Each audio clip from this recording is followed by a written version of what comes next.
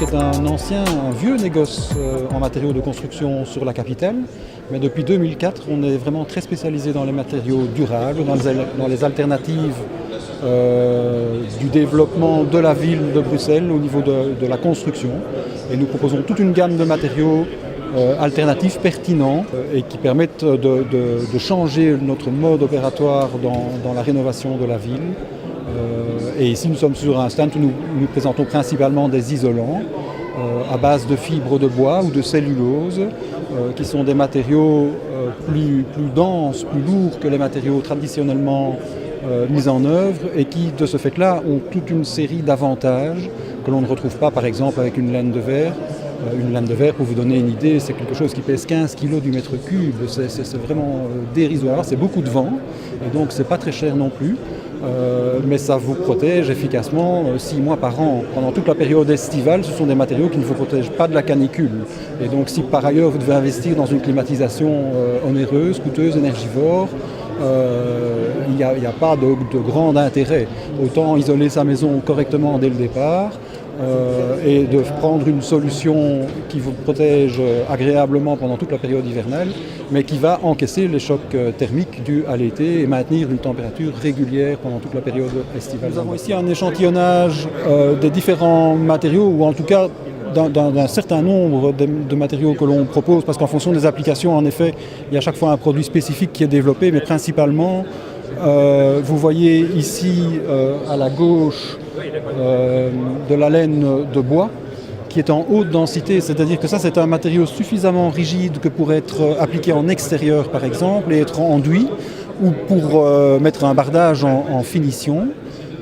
C'est donc une alternative extrêmement pertinente par exemple à tous les polystyrènes et autres polyuréthanes par exemple, qui sont très largement utilisés dans le bâtiment. Ici donc un échantillon de laine de bois en haute densité, donc en application intérieure comme extérieure, mais prête à être enduite.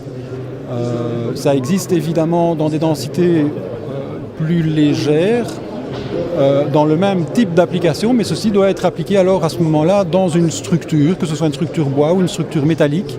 Et classiquement, ça s'utilise à l'intérieur avant une finition, plaque de plâtre ou de fibroplâtre. Ce sont des produits qui, par leur densité, donnent également d'excellents résultats en acoustique, où on sait fort bien que la densité est une notion importante.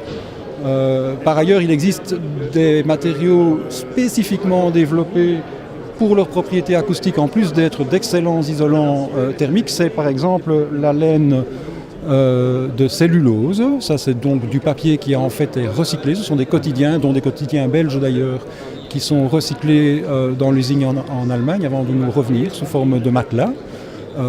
Et le même produit, en fait, lorsqu'il n'est pas encore mis en œuvre sous forme de matelas, se présente sous la forme en fait de flocons que l'on peut insuffler. C'est une technique particulièrement intéressante parce qu'elle est assez bon marché au niveau de la mise en œuvre, tout en ayant des caractéristiques assez remarquables. Voilà, donc vous voyez ici grandeur nature ce que donnent ces panneaux en fibre de bois, en fibre de cellulose. Donc c'est un format d'1,20 m sur 60 qui est assez classique. Y compris d'ailleurs dans d'autres types d'isolants. Nous sommes par ailleurs des négociants généralistes, même si nous nous spécialisons vraiment dans les matériaux durables, c'est notre cheval de bataille. Mais l'on pense qu'être généraliste, c'est la meilleure opportunité de toucher le plus large public, de conscientiser les entrepreneurs à des alternatives durables dans les pratiques constructives sur la ville de Bruxelles. Et donc vous pouvez trouver chez nous tout type de matériaux. Notre dada, évidemment, est d'arriver à convaincre les entrepreneurs, les particuliers également, de la pertinence d'autres matériaux et de matériaux plus durables, plus respectueux de l'environnement, de la santé. C'est quelque chose qui est très, très, très important. Donc, et les prix, me direz-vous. Donc évidemment, c'est une notion économique qui est importante. Il y a la santé, c'est ce que nous plaçons en tout premier critère de sélection, mais évidemment il faut que économiquement les choses soient possibles, chacun doit faire en fonction de sa bourse. Je vous ai parlé de la densité, en effet une laine de verre qui ne pèse rien ne coûte rien, parce que ce que vous achetez c'est principalement de l'air. dans la fibre de bois qui est 2 fois, voire 3 fois ou 4 fois plus lourde, évidemment le prix est adapté. Je dirais que c'est quelque part un petit peu un prix au poids, mais compte tenu des avantages que vous pouvez en retirer, on a parlé notamment d'être dispensé de climatiser en été, il est évident que c'est un investissement qu'il faut considérer un peu à plus long terme et qui est rentabilisé en quelques années, le confort étant assez inégal. Pour une laine de verre, par exemple, de basse densité, ça va coûter à peu près 50 € du mètre cube. Sitôt que vous augmentez la densité même de la laine de verre, elle va tout de suite être plus chère.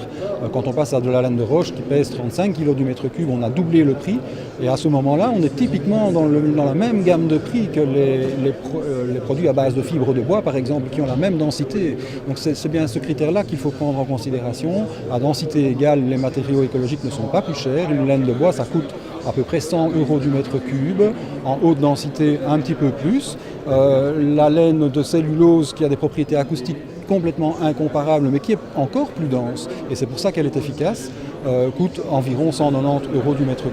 Voilà. Par ailleurs, donc, le grand atout de tous ces matériaux à base de fibres végétales, ce sont des matériaux qui sont particulièrement respirants et qui permettent une bonne gestion de l'humidité dans le bâtiment, là où typiquement une laine de verre par exemple a un comportement qui est assez médiocre.